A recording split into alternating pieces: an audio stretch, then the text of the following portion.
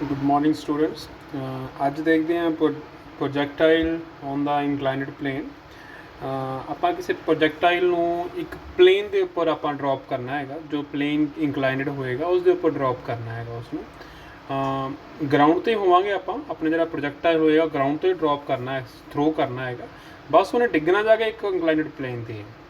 ਤਾਂ ਜਿਸ ਤਰ੍ਹਾਂ ਮੈਂ ਇੱਥੇ ਫਿਗਰ ਬਣਾ ਦਿੰਦਾ ਹੈਗਾ, ਇਹ ਆਪਣਾ ਕੋਆਰਡੀਨੇਟ ਸਿਸਟਮ ਹੈਗਾ। ਇਹ ਐਕਸ ਐਕਸਿਸ ਹੈਗੀ ਹੈ, ਇਧਰਲੇ ਪਾਸੇ ਵਾਈ ਐਕਸਿਸ ਹੈਗੀ ਹੈ। ਤਾਂ ਆਹ ਕੋਈ ਇੰਕਲਾਈਨਡ ਪਲੇਨ ਹੈਗਾ, ਤੁਸੀਂ ਬਿਲਕੁਲ ਪਲੇਨ ਦੇ ਇੰਕਲਾਈਨਡ ਪਲੇਨ ਦੇ ਫੁੱਟ 'ਤੇ ਖੜ੍ਹੇ ਹੋ। ਤੁਸੀਂ ਤਾਂ ਜਿਸ ਤਰ੍ਹਾਂ ਆਮ ਤੌਰ 'ਤੇ ਤੁਸੀਂ ਜਦੋਂ ਪ੍ਰੋਜੈਕਟਾਈਲ ਥਰੋ ਕਰਦੇ ਹੋ ਇਸ ਤਰ੍ਹਾਂ ਤੁਸੀਂ ਥਰੋ ਕਰਨਾ ਹੈਗਾ। ਇੱਥੇ ਜਾ ਕੇ ਕਿਤੇ ਜਾ ਕੇ ਵੱਜੇਗਾ ਉਹ। ਅਤੇ ਆਪਾਂ ਇਹਦੀ ਰੇਂਜ ਪਤਾ ਕਰਨੀ ਆ, ਕਿੰਨੀ ਰੇਂਜ ਹੋਊਗੀ ਪਲੇਨ ਦੇ ਉੱਪਰ। ਟਾਈਮ ਆਫ ਫਲਾਈਟ ਚੈੱਕ ਕਰਨਾ ਹੈਗਾ। ਅਤੇ ਹੋਰ ਆਪਾਂ ਪਤਾ ਕਰਨਾ ਕਿ ਮੈਕਸੀਮਮ ਰੇਂਜ ਦੇਖਣੀ ਹੈ ਕਿੰਨੀ ਕੁ ਹੋਏਗੀ ਕਿਸੇ ਗਿਵਨ ਐਂਗਲ ਆਫ ਪ੍ਰੋਜੈਕਸ਼ਨ ਦੇ ਲਈ। ਤਾਂ ਮੈਂ ਰਿਪੀਟ ਕਰ ਦਿੰਦਾ ਹੈਗਾ, ਆਹ ਇੱਕ ਇੰਕਲਾਈਨਡ ਪਲੇਨ ਹੈ। ਇਹ ਪਲੇਨ ਦੇ ਬਿਲਕੁਲ ਫੁੱਟ 'ਤੇ ਆਪਾਂ ਖੜ੍ਹ ਕੇ ਥਰੋ ਕਰਨਾ ਹੈਗਾ ਇਸ ਤਰ੍ਹਾਂ ਪ੍ਰੋਜੈਕਟਾਈਲ। ਤਾਂ ਇੱਥੇ ਜਾ ਕੇ ਕਿਤੇ ਹਿੱਟ ਕਰੇਗਾ, ਇਹ ਕਿਤੇ ਨਾ ਕਿਤੇ ਜਾ ਕੇ ਹਿੱਟ ਕਰੇਗਾ। ਡਿਪੈਂਡ ਕਰਦਾ ਕਿ ਤੁਹਾਡੀ ਇਨੀਸ਼ੀਅਲ ਵੈਲੋਸਿਟੀ ਆਫ ਪ੍ਰੋਜੈਕਸ਼ਨ ਕੀ ਹੈਗੀ ਹੈ ਅਤੇ ਐਂਗਲ ਆਫ ਪ੍ਰੋਜੈਕਸ਼ਨ ਕੀ ਹੈਗਾ। ਜਿਹੜਾ ਪਲੇਨ ਦਾ ਐਂਗਲ ਆਫ ਪ੍ਰੋਜੈਕਸ਼ਨ ਹੈਗਾ ਉਹ ਬੀਟਾ ਹੈਗਾ, ਅਤੇ ਜਿਹੜੀ ਐਂਗਲ ਆਫ ਜਿਹੜਾ ਪਲੇਨ ਦਾ ਐਂਗਲ ਬੀਟਾ ਹੈ, ਅਤੇ ਜਿਹੜਾ ਐਂਗਲ ਆਫ ਪ੍ਰੋਜੈਕਸ਼ਨ ਹੈ ਪਾਰਟੀਕਲ ਦਾ, ਪ੍ਰੋਜੈਕਟਾਈਲ ਦਾ, ਉਹ ਅਲਫਾ ਹੈਗਾ। ਤਾਂ ਆਪਾਂ ਸ਼ੁਰੂਆਤ 'ਚ ਮੰਨ ਲੈਂਦੇ ਕਿ ਜਿਹੜਾ ਪਾਰਟੀਕਲ ਦੀ ਜਿਹੜੀ ਰੇਂਜ ਹੈਗੀ ਹੈ ਪਲੇਨ ਦੇ ਉੱਪਰ ਉਹ ਓਪੀ ਹੈ, ਜੋ ਕਿ ਆਪਾਂ ਬਰਾਬਰ ਆਰ ਕੈਪੀਟਲ ਦੇ ਇਕੁਅਲ ਲੈ ਲੈਂਦੇ ਹੈਗੇ ਆ। ਤਾਂ ਬੜਾ ਸੌਖਾ ਹੈਗਾ। ਫਿਰ ਜੇ ਆਹ ਵਾਲਾ ਆਰ ਹੈ, ਆਹ ਡਿਸਟੈਂਸ ਜੇ ਆਰ ਹੈ, ਅਤੇ ਆਹ ਡਿਸਟੈਂਸ ਜਿਹੜਾ ਓ ਐਮ ਹੋਏਗਾ ਦੈਟ ਵਿਲ ਬੀ ਆਰ ਕੋਸ ਬੀਟਾ, ਹੈ ਨਾ। ਕਿਉਂਕਿ ਕੋਸ ਬੀਟਾ ਫਿਰ ਆਧਾਰ ਬੜਾ ਕਰਨ ਦੇ ਬਰਾਬਰ ਹੋਊਗਾ। ਜਿਹੜਾ ਓ ਐਮ ਹੋਊਗਾ ਫਿਰ ਉਹ ਆਰ ਕੋਸ ਬੀਟਾ ਦੇ ਬਰਾਬਰ ਹੋਊਗਾ, ਅਤੇ ਜਿਹੜਾ ਪੀ ਐਮ ਹੋਏਗਾ ਉਹ ਆਰ ਸਾਈਨ ਬੀਟਾ ਦੇ ਬਰਾਬਰ ਹੋਊਗਾ। ਤਾਂ ਸਾਫ਼ ਜੀ ਗੱਲ ਹੈ, ਫਿਰ ਜਿਹੜੇ ਪੀ ਦੇ ਕੋਆਰਡੀਨੇਟਸ ਹੋਣਗੇ ਉਹ ਹੋਣਗੇ ਆਰ ਕੋਸ ਬੀਟਾ ਅਤੇ ਆਰ ਸਾਈਨ ਬੀਟਾ, ਰਾਈਟ। ਅਤੇ ਇਹਦੇ 'ਤੇ ਹੁਣ ਪਿਛਲੇ ਵਾਲਾ ਸਿਸਟਮ ਲਗਾ ਸਕਦੇ ਹੈਗੇ ਆ ਕਿ ਆਪਾਂ ਕਿਸੇ ਪਰਟੀਕੂਲਰ ਪੁਆਇੰਟ 'ਤੇ ਪਾਰਟੀਕਲ ਪ੍ਰੋਜੈਕਟ ਹਿੱਟ ਕਰੇ ਤਾਂ ਉਹ ਤੱਕ ਸਿਚੁਏਸ਼ਨ ਕੀ ਬਣਦੀ ਹੁੰਦੀ ਹੈ। ਤਾਂ ਉਹ ਆਪਾਂ ਹੁਣ ਦੁਬਾਰਾ ਇੱਕ ਤਰ੍ਹਾਂ ਦੀ ਰੈਪੀਟੀਸ਼ਨ ਹੀ ਹੈ, ਬਸ ਥੋੜ੍ਹਾ ਜਿਹਾ ਘੁਮਾ ਫਿਰਾ ਕੇ ਵਰਕਆਊਟ ਕਰ ਰਹੇ ਹੈਗੇ ਆ। ਤਾਂ equation of trajectory as usual ਜੋ ਪਹਿਲੇ ਦਿਨ ਆਪਾਂ ਡਰਾਈਵ ਕੀਤੀ ਸੀ, that was y = x tangent alpha minus gx square upon 2u square cos square alpha. ਹੁਣ ਕਿਉਂਕਿ ਆਰ ਕੋਸ ਬੀਟਾ ਅਤੇ ਆਰ ਸਾਈਨ ਬੀਟਾ ਇਸ ਟ੍ਰੈਜੈਕਟਰੀ ਦੇ ਉੱਪਰ ਲਾਈ ਕਰਦਾ ਹੈਗਾ, ਅਤੇ ਆਪਾਂ ਐਕਸ ਦੀ ਜਗ੍ਹਾ 'ਤੇ ਆਰ ਕੋਸ ਬੀਟਾ ਭਰ ਸਕਦੇ ਹਾਂ ਅਤੇ ਵਾਈ ਦੀ ਜਗ੍ਹਾ 'ਤੇ ਆਰ ਸਾਈਨ ਬੀਟਾ ਭਰ ਸਕਦੇ ਹਾਂ। ਤਾਂ ਭਰ ਦਿੰਦੇ ਹਾਂ ਆਪਾਂ। ਅਤੇ ਇੱਥੇ ਕੀ ਹੋਊਗਾ ਕਿ ਆਰ ਜਿਹੜਾ ਹੈਗਾ ਇੱਕ ਆਰ ਕਾਮਨ ਨਿਕਲ ਜਾਏਗਾ, ਇੱਕ ਇੱਥੇ ਆਰ ਸਕੇਅਰ ਹੈ, ਇੱਕ ਆਰ ਬਚ ਜਾਏਗਾ। ਤਾਂ ਉਹ ਕਾਮਨ ਨਿਕਲ ਕੇ ਆਪਾਂ ਕੱਟ ਸਕਦੇ ਹੈਗੇ ਉਹਨੂੰ। ਅਤੇ ਇਸ ਤਰ੍ਹਾਂ ਬਣ ਜਾਏਗਾ sine beta = cos beta tangent alpha G R cos square beta upon 2u square cos alpha cos square alpha. ਆਪਾਂ ਹੀ ਕਰਾਂਗੇ, ਇਸ ਨੂੰ ਇੱਧਰ ਲੈ ਜਾਂਦੇ ਹੈਗੇ ਆ ਅਤੇ ਇਹਦੀ ਟਰਮ 'ਚ ਲਿਖ ਲੈਂਦੇ ਹਾਂ, that is g r cos square beta upon 2u square cos alpha. ਇਸ ਤਰ੍ਹਾਂ ਲਿਖ ਸਕਦੇ ਹੈਗੇ ਆ। ਇਹ ਵਾਲਾ ਇੱਧਰ ਗੁਣਾ ਹੋ ਜਾਏਗਾ, ਉੱਪਰ ਚੱਲ ਕੇ ਇਸ ਤਰ੍ਹਾਂ ਬਣ ਜਾਏਗਾ। ਇਹਦੇ ਉੱਪਰ ਫਾਰਮੂਲਾ ਲੱਗ ਜਾਏਗਾ ਆਪਣਾ ਸਾਈਨ ਏ cos b ਮਾਈਨਸ cos ਏ ਸਾਈਨ b ਵਾਲਾ, ਉਹ ਬਣ ਜਾਏਗਾ ਸਾਈਨ ਅਲਫਾ ਮਾਈਨਸ ਬੀਟਾ ਅਪੋਨ cos ਅਲਫਾ। ਸੱਜੇ ਪਾਸੇ ਖੱਬੇ ਪਾਸੇ ਤਾਂ ਆਪਣਾ ਉਹੀ ਚੀਜ਼ ਹੈ ਜੋ ਇੱਧਰ ਚੱਲ ਰਹੀ ਹੈਗੀ ਹੈ। ਅਤੇ ਇੱਥੋਂ ਆ ਕ੍ਰੋਸ ਮਲਟੀਪਲਾਈ ਕਰ ਦਿੰਦੇ ਹੈਗੇ ਆਪਣੀ ਕੈਪੀਟਲ ਆਰ ਦੀ ਵੈਲਿਊ ਜਿਹੜੀ ਹੈਗੀ ਆ ਨਿਕਲ ਆਏਗੀ ਇਸ ਤਰ੍ਹਾਂ। ਤਾਂ ਆਪਣਾ ਬਣ ਜਾਏਗਾ range over the inclined plane, right. So this formula ਜਿਹੜਾ ਹੈਗਾ will give you us the range over the inclined plane. ਆਪਾਂ ਇਸ ਨੂੰ ਨੋਟ ਡਾਊਨ ਕਰ ਸਕਦੇ ਹੈਗੇ ਆ। ਉਸ ਤੋਂ ਬਾਅਦ ਆਪਾਂ ਇਸ ਨੂੰ ਦੁਬਾਰਾ ਵੀ ਲਿਖ ਸਕਦੇ ਹੈਗੇ ਆ। ਅਗੇਨ ਆਰ = ਦਿਸ। ਹੁਣ ਆਹ ਜਿਹੜਾ ਫੈਕਟਰ ਹੈਗਾ ਇਹ ਅਲੱਗ ਕਰ ਲੈਂਦੇ ਹਾਂ ਆਪਾਂ, ਇਸ ਨੂੰ ਇਹ ਅਲੱਗ ਕਰ ਲਿਆ। ਇਹਦੇ ਉੱਪਰ ਆਪਾਂ ਏ ਬੀ ਫਾਰਮੂਲਾ ਲਗਾ ਸਕਦੇ ਹੈਗੇ। ਇਹਦੇ ਉੱਪਰ ਜਦੋਂ ਏ ਬੀ ਫਾਰਮੂਲਾ ਲਗਾਉਂਗੇ ਤਾਂ ਇਹ ਇਸ ਤਰ੍ਹਾਂ ਬਣ ਜਾਏਗਾ, ਰਾਈਟ। 2 ਸਾਈਨ ਏ cos b ਵਾਲਾ ਫਾਰਮੂਲਾ ਆਪਾਂ ਲਗਾ ਸਕਦੇ ਹਾਂ। ਅਤੇ ਇੱਥੇ ਸਾਈਨ ਮਾਈਨਸ ਬੀਟਾ ਆ ਜਾਏਗਾ, ਉਹ ਮਾਈਨਸ ਜਿਹੜਾ ਬਾਹਰ ਨਿਕਲਿਆ ਆਏਗਾ। ਤਾਂ ਜਿਹੜਾ ਆਰ ਹੈ ਇਹ ਇਸ ਤਰ੍ਹਾਂ ਦਾ ਬਣ ਜਾਏਗਾ, u square upon g cos square beta into sine 2 alpha minus beta minus sine beta. ਇਹ ਚੀਜ਼ ਬਣ ਜਾਏਗੀ। ਹੁਣ ਆਰ ਮੈਕਸੀਮਮ ਉਦੋਂ ਹੋਏਗਾ ਜਦੋਂ ਆਹ ਚੀਜ਼ ਮਿਨੀਮਮ ਹੋਵੇ ਜਾਂ ਆਹ ਚੀਜ਼ ਮੈਕਸੀਮਮ ਹੋਵੇ। ਆਹ ਚੀਜ਼ ਮਿਨੀਮਮ ਉਦੋਂ ਬਣੂਗੀ ਜਦੋਂ ਬੀਟਾ ਜਿਹੜਾ ਹੈਗਾ 0 ਹੋਵੇ, ਹੈ ਨਾ।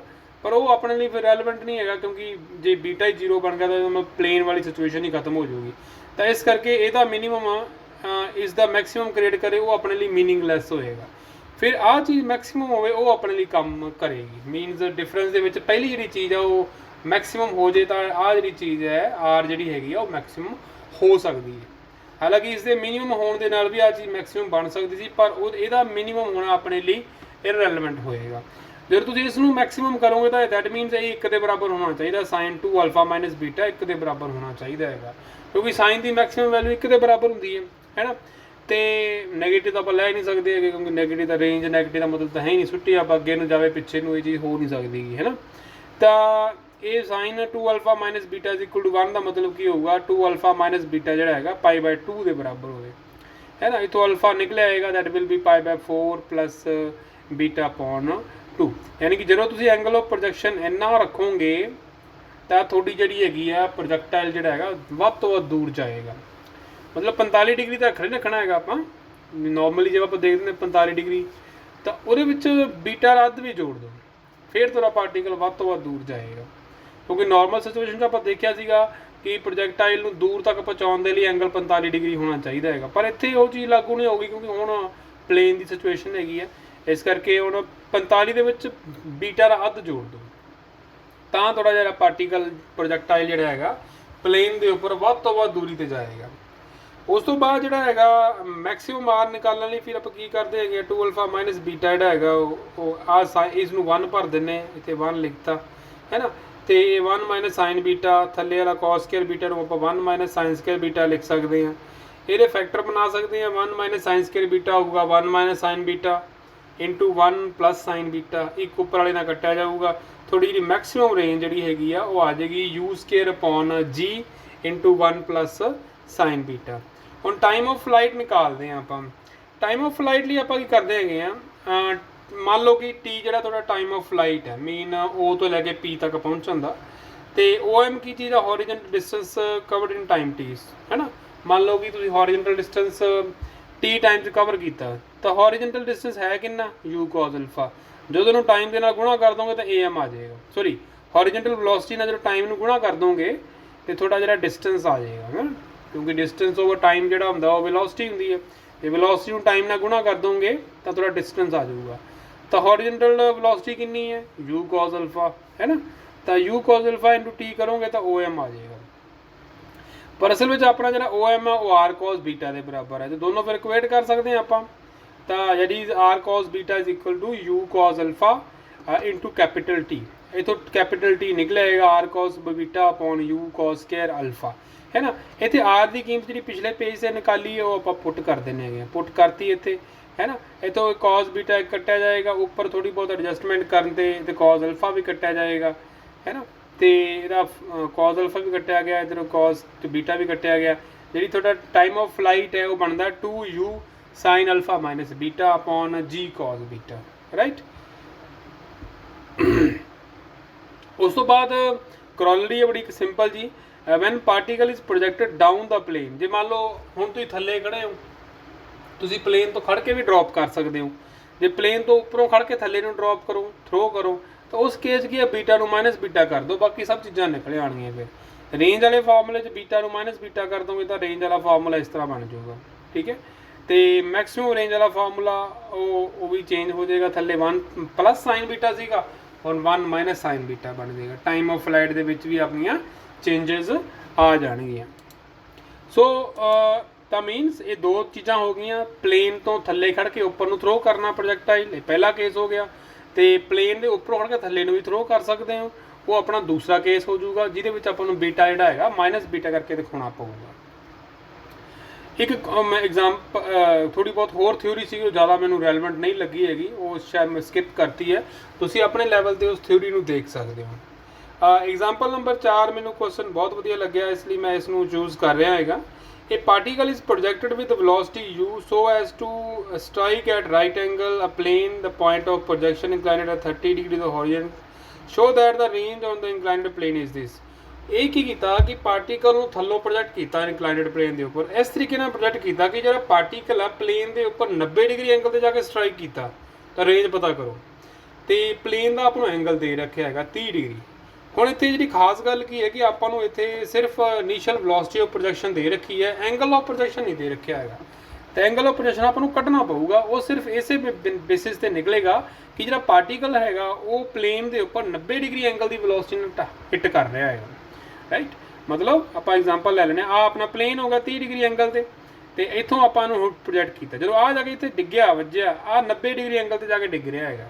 ਮੀਨਸ ਇਸ ਪੁਆਇੰਟ ਤੇ ਜਦੋਂ ਟੈਂਜੈਂਟ ਡਰਾ ਕਰੋਗੇ ਟ੍ਰੈਜੈਕਟਰੀ ਦੇ ਨਾਲ, ਉਹ 90 ਡਿਗਰੀ ਤੇ ਹੋਏਗਾ ਟੈਂਜੈਂਟ, ਰਾਈਟ। ਮੇਨ ਜਿਹੜੀ ਫਾਈਨਲ ਵੈਲੋਸਿਟੀ ਹੈਗੀ ਪਾਰਟੀਕਲ ਦੀ ਪੁਆਇੰਟ A ਦੇ ਉੱਪਰ ਜੋ ਕਿ ਪਲੇਨ ਦੇ ਉੱਪਰ ਹੈ, ਉਹ ਪਲੇਨ ਦੇ ਨਾਲ 90 ਡਿਗਰੀ ਦਾ ਐਂਗਲ ਬਣਾ ਰਹੀ ਹੋਊਗੀ। ਇਹ ਆਪਾਂ ਨੂੰ ਚੀਜ਼ ਦੇ ਰੱਖੀ ਹੈ।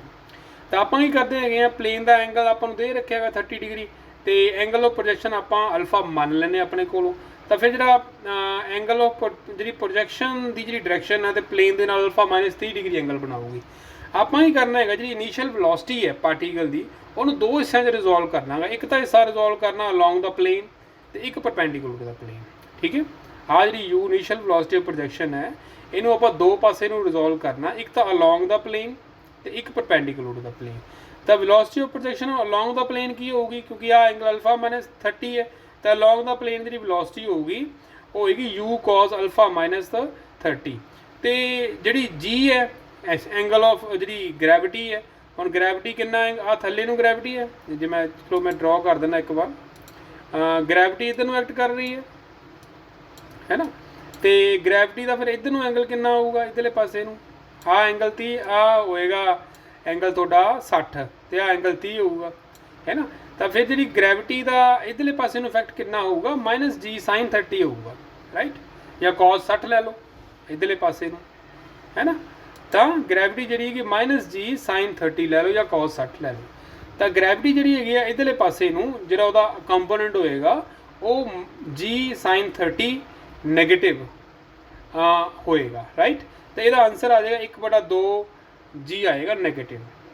ਤੇ ਹੁਣ ਇਸ ਆਪਾਂ ਕੀ ਕਰ ਰਹੇ ਹਾਂ, ਲੈਟ ਟਾਈਮ ਸਪੋਜ਼ ਕਰ ਲਓ ਆਪਣਾ ਲੱਗਾ O ਤੋਂ ਲੈ ਕੇ A ਤੱਕ t ਟਾਈਮ ਲੱਗਾ, ਹੈ ਨਾ। ਤੇ ਹੁਣ ਕੀ ਹੈ, ਕਿਉਂਕਿ ਆਪਾਂ ਹੁਣ ਇਨੀਸ਼ੀਅਲ ਤੇ ਫਾਈਨਲ ਵੈਲੋਸਿਟੀ ਵਾਲਾ ਟਾਈਮ ਕੁਐਸਚਨ ਯੂਜ਼ ਕਰਾਂਗੇ, ਆਪਾਂ ਸਿਰਫ ਨਾ motion along the plain discuss ਕਰ ਰਹੇ ਹਾਂ, ਇਹਦਾ ਇੱਕੋ ਕੰਪੋਨੈਂਟ ਹੈ ਨਾ। ਤਾਂ ਆਪਾਂ ਕੀ ਕਰਾਂਗੇ, ਦੇਖਾਂਗੇ ਇੱਥੇ ਵੈਲੋਸਿਟੀ u ਹੈ, ਇੱਥੇ ਫਾਈਨਲ ਵੈਲੋਸਿਟੀ v ਹੈ, ਰਾਈਟ। ਪਾਰਟੀਕਲ ਦੀ ਇੱਧਰ ਨੂੰ ਵੈਲੋਸਿਟੀ ਕਿੰਨੀ ਹੈ, u cos ਅਲਫਾ -30, ਤੇ ਇੱਥੇ ਵੈਲੋਸਿਟੀ ਫਾਈਨਲ ਕਿੰਨੀ ਹੈ, ਉਹ ਕਿਉਂਕਿ 0 ਹੋਊਗੀ। ਕਿਉਂ, ਕਿਉਂਕਿ ਫਾਈਨਲ ਵੈਲੋਸਿਟੀ ਤਾਂ 90 ਡਿਗਰੀ ਹੈ, ਤਾਂ ਫਿਰ ਜਿਹੜਾ ਹੌਰੀਜ਼ੌਂਟਲ ਕੰਪੋਨੈਂਟ ਹੋਊਗਾ ਅਲੋਂਗ ਦਾ ਪਲੇਨ ਉਹ 0 ਹੋਊਗਾ, right. Mean along the plane ਜਿਹੜੀ ਫਾਈਨਲ ਵੈਲੋਸਿਟੀ ਹੋਊਗੀ ਪਾਰਟੀਕਲ ਦੀ ਉਹ 0 ਹੋਊਗੀ। ਤਾਂ ਜਿਹੜਾ ਆਪਣਾ ਫਾਰਮੂਲਾ ਹੈਗਾ v = u + ft, ਉਹਦੇ ਵਿੱਚ v ਤਾਂ 0 ਹੋ ਗਿਆ, ਤੇ u ਕੀ ਹੈ, ਅਲੋਂਗ ਦਾ ਪਲੇਨ ਜੋ ਇਨੀਸ਼ੀਅਲ ਵੈਲੋਸਿਟੀ ਦਾ ਕੰਪੋਨੈਂਟ ਹੈਗਾ ਉਹ u cos ਅਲਫਾ -30 ਹੈ, -1/2 gt। ਇੱਕ -1/2 g ਕੀ ਹੈ, ਇਹ ਆਪਣੀ ਐਕਸਲਰੇਸ਼ਨ ਜਿਹੜੀ ਅਲੋਂਗ ਦਾ ਪਲੇਨ ਜਿਹੜੀ ਹੈਗੀ ਹੈ। ਇੱਥੋਂ t ਦਾ ਫਾਰਮੂਲਾ ਨਿਕਾਲ ਸਕਦੇ ਹੈਗੇ ਆ। ਇਸੇ ਤਰ੍ਹਾਂ ਹੀ ਹੁਣ ਆਪਾਂ motion along the perpendicular to the plane ਲੈਣੇ ਹੈਗੇ ਆ। Initial velocity perpendicular to plane ਕਿੰਨੀ ਹੋਊਗੀ, ਉਹ u sin ਅਲਫਾ -30 ਹੋਊਗੀ, ਜਿਵੇਂ ਉਹ u cos ਅਲਫਾ -30 ਸੀਗੀ, ਹੈ ਨਾ। ਤਾਂ initial velocity perpendicular to the plane ਹੋਏਗੀ sin ਅਲਫਾ -30। ਐਕਸਲਰੇਸ਼ਨ ਕਿੰਨੀ ਹੋਊਗੀ, ਉਹੀ ਤੇ cos 30 ਲੈਣਾ ਸੀਗਾ, ਤੇ 30 ਤੇ 0 ਲਿਆ ਹੈ। ਤੇ ਜਿਹੜੀ ਐਕਸਲਰੇਸ਼ਨ ਹੋਊਗੀ ਪਰਪੈਂਡੀਕੂਲਰ ਟੂ ਦਾ ਪਲੇਨ ਉਹ -g cos 30 ਹੋਊਗੀ, ਹੈ ਨਾ। तो तो आंसर आ जाएगा acceleration due to gravity perpendicular to the plane -g √3/2 हो जाएगा। ਹੁਣ ਆਪਾਂ ਨੂੰ ਤੇ ਫਾਈਨਲ ਵੈਲੋਸਿਟੀ ਦੀ ਗੱਲ ਨਹੀਂ ਕਰਨੀ, ਕਿਉਂਕਿ ਆਪਾਂ ਨੂੰ ਪਤਾ ਹੀ ਨਹੀਂ ਕਿੰਨੀ ਆ ਉਹ। ਹੁਣ ਆਪਾਂ ਡਿਸਟੈਂਸ ਵਾਲਾ ਫਾਰਮੂਲਾ ਯੂਜ਼ ਕਰਾਂਗੇ, ਆਹ ਵਾਲਾ s = ut + 1/2 ft², ਕਿਉਂਕਿ ਆਪਾਂ ਨੂੰ ਡਿਸਟੈਂਸ ਪਤਾ ਹੈ ਨਾ। ਹੁਣ ਡਿਸਟੈਂਸ 0 ਹੈ, ਹੁਣ ਸੋਚੋਗੇ ਡਿਸਟੈਂਸ 0 ਕਿਉਂ ਹੈ, ਤੁਸੀਂ ਇੱਥੋਂ ਚੱਲੇ ਇਸ ਤਰ੍ਹਾਂ ਪਹੁੰਚ ਗਏ, ਡਿਸਪਲੇਸਮੈਂਟ 0 ਹੈ, ਪਲੇਨ ਤੋਂ ਚੱਲੇ ਤੇ ਪਲੇਨ ਤੇ ਹੀ ਪਹੁੰਚ ਗਏ, ਨੈਟ ਡਿਸਪਲੇਸਮੈਂਟ 0 ਹੋਊਗੀ, ਰਾਈਟ। ਤਾਂ ਇਹ ਬੜਾ ਰੈਲੇਵੈਂਟ ਪੁਆਇੰਟ ਹੈਗਾ ਕਿ ਇੱਥੇ s ਜਿਹੜਾ ਆਪਾਂ ਨੂੰ 0 ਲੈਣਾ ਪਊਗਾ। u ਇੱਥੇ ਆਪਣਾ u ਦੀ ਵੈਲਿਊ ਭਰਤੀ, u sin ਅਲਫਾ -30 × t + 1/2, ਇੱਥੇ f ਦੀ ਵੈਲਿਊ ਭਰਤੀ ਨਾਲ t²। ਇੱਥੋਂ t ਦੀ ਕੀਮਤ ਕੱਢ ਲਾਂਗੇ ਆਪਾਂ। ਹੁਣ ਟਾਈਮ ਆਫ ਫਲਾਈਟ ਜਿਹੜਾ ਹੈਗਾ ਪਹਿਲੇ ਜਿੰਨਾ ਹੀ ਹੋਊਗਾ, ਵੈਸੇ ਤਾਂ 1 ਤੇ 2 ਵਿੱਚ ਦੋਨੋਂ ਟਾਈਮ ਆਫ ਫਲਾਈਟ ਨੂੰ ਆਪਾਂ ਇਕੁਏਟ ਕਰ ਦਾਂਗੇ, 1 ਤੇ 2 ਵਿੱਚੋਂ ਦੋਨਾਂ ਨੂੰ ਇਕੁਏਟ ਕਰ ਦਿਓ। ਇਹਨਾਂ ਨੂੰ ਤੁਸੀਂ ਸਿੰਪਲੀਫਾਈ ਜੋ ਕਰੋਗੇ ਨਾ, ਇਹ ਤੋਂ ਟੈਂਜੈਂਟ ਅਲਫਾ ਦੀ ਵੈਲਿਊ ਨਿਕਲ ਆਏਗੀ। ਆਹ ਦੋਨਾਂ ਨੂੰ ਜਦੋਂ ਕ੍ਰਾਸ ਮਲਟੀਪਲਾਈ ਕਰੋਗੇ ਤਾਂ ਟੈਂਜੈਂਟ ਅਲਫਾ ਨਿਕਲ ਆਏਗਾ। ਕਿੰਨਾ ਨਿਕਲਿਆ ਹੋਊਗਾ, 5/2 √7। ਜੇ ਟੈਂਜੈਂਟ ਅਲਫਾ ਪਤਾ ਹੋਵੇ ਤਾਂ ਸਾਈਨ ਅਲਫਾ ਤੇ ਕੋਸ ਅਲਫਾ ਤਾਂ ਕੱਢ ਹੀ ਲੈਣੇ ਨੇ ਆਪਾਂ, ਇਹ ਟ੍ਰਾਇੰਗਲ ਵਾਲਾ ਫਾਰਮੂਲਾ ਲਗਾ ਕੇ, ਰਾਈਟ ਐਂਗਲ ਟ੍ਰਾਇੰਗਲ ਵਾਲਾ ਪਾਇਥਾਗੋਰਸ ਥਿਊਰਮ ਲਗਾ ਕੇ।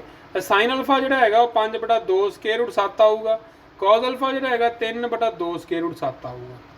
ਤੇ ਰੇਂਜ ਹੁਣ ਆਪਾਂ ਕੱਢ ਸਕਦੇ ਹਾਂ। ਰੇਂਜ ਦਾ ਫਾਰਮੂਲਾ ਜਿਹੜਾ ਹੈਗਾ ਸੀਗਾ ਉਹ 2u² cos alpha sin alpha -β g cos² β। Alpha ਦੀ ਵੈਲਿਊ ਨਹੀਂ ਪਤਾ, ਪਰ cos ਅਲਫਾ ਦੀ ਵੈਲਿਊ ਪਤਾ ਆਪਾਂ ਨੂੰ, ਆਹ ਵਾਲੀ। ਤੇ ਇੱਥੇ ਸਾਈਨ, ਇਸ ਨੂੰ ਤੁਸੀਂ ਤੋੜ ਲਓ, sin ਅਲਫਾ -β ਨੂੰ ਤੁਸੀਂ ਇਸ ਤਰ੍ਹਾਂ ਐਕਸਪੈਂਡ ਕਰ ਲਓ। ਸਾਰੀਆਂ ਵੈਲਿਊਜ਼ ਭਰ ਦਿਓ ਇੱਥੇ, ਸਾਈਨ ਅਲਫਾ ਦੀ ਵੈਲਿਊ ਭਰ ਦਿਓ, ਕੋਜ਼ ਅਲਫਾ ਦੀ ਵੈਲਿਊ ਭਰ ਦਿਓ, ਸਾਈਨ ਬੀਟਾ ਦੀ ਵੈਲਿਊ ਭਰ ਦਿਓ, ਕਿਉਂਕਿ ਬੀਟਾ ਦਾ ਪਤਾ ਹੀ ਆਪਾਂ ਨੂੰ 30 ਡਿਗਰੀ ਹੈ ਨਾ। ਸਾਰਾ ਕੁਝ ਹੱਲ ਵਗੈरह ਕਰਕੇ ਇਸਨੇ ਅਲਟੀਮੇਟਲੀ ਕੈਲਕੂਲੇਸ਼ਨਾਂ ਕਰਕੇ ਇਸਨੇ 4u² / 7g ਆ ਜਾਊਗਾ।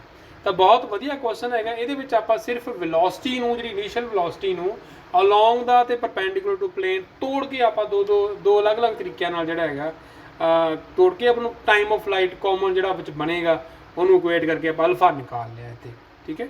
ਇਹ ਜਿਹੜਾ ਮੇਨ ਪੁਆਇੰਟ ਸੀਗਾ, ਉਹ ਮੇਨ ਪੁਆਇੰਟ ਸੀਗਾ ਕਿ ਜਿਹੜੀ ਫਾਈਨਲ ਵੈਲੋਸਿਟੀ ਹੈ ਪਾਰਟੀਕਲ ਦੀ, ਜਦੋਂ ਪਲੇਨ ਨੂੰ ਸਟ੍ਰਾਈਕ ਕਰਦਾ ਉਹ 90 ਡਿਗਰੀ ਤੇ ਸਟ੍ਰਾਈਕ ਕਰਦਾ ਹੈਗਾ। ਜੇ ਇਹ ਆਪਾਂ ਨੂੰ ਚੀਜ਼ ਨਾ ਦਿੱਤੀ ਹੁੰਦੀ ਫਿਰ ਮੁਸ਼ਕਲ ਸੀਗਾ ਐਂਗਲ ਆਫ ਨਿਕਾਲਣਾ, ਕਾਫੀ ਟਫ ਹੋ ਜਾਣਾ ਸੀ ਉਸਨੇ।